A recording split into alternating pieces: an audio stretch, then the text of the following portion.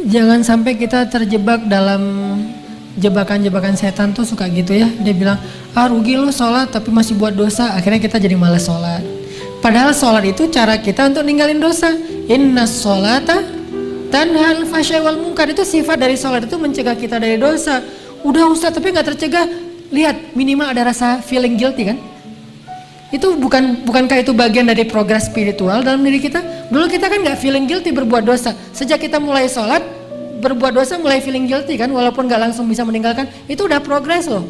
Dan itu udah terbukti bahwa sholat itu benar-benar tanha al fahsya'i wal munkar.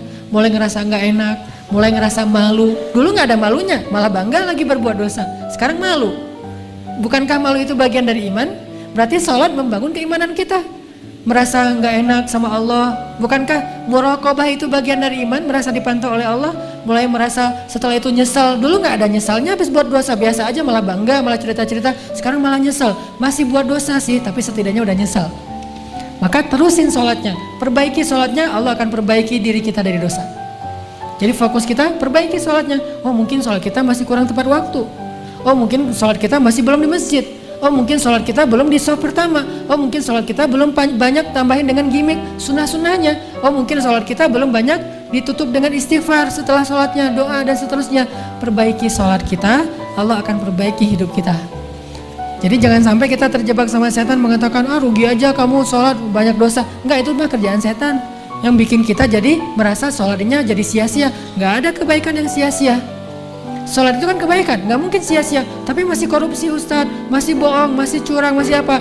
Nggak, itu urusan lain. Yang jelas, jangan sampai gara-gara udah terlanjur bikin dosa meninggalkan kebaikan yang sudah kita kerjakan. Itu lebih buruk lagi keadaannya. Makanya mending sholatnya perbaiki, nanti Allah akan perbaiki hidup kita.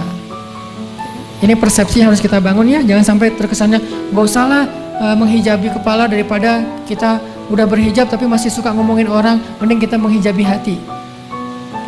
Nggak ada menghijabi hati, karena menghijabi hati itu sesuatu yang buruk. Khatamallahu ala qulubihim. Allah menutup hati mereka kan. Hati itu jangan ditutup, hati itu dilapangkan, dibuka.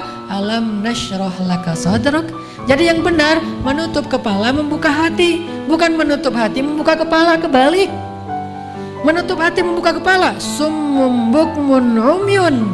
Bahaya tuh. Khatamallahu ala qulubihim, bahaya tuh. Kalau menutup hati, tapi kalau menutup kepala membuka hati memang harusnya kayak gitu. Jadi bukan sebaliknya menutup hati membuka kepala.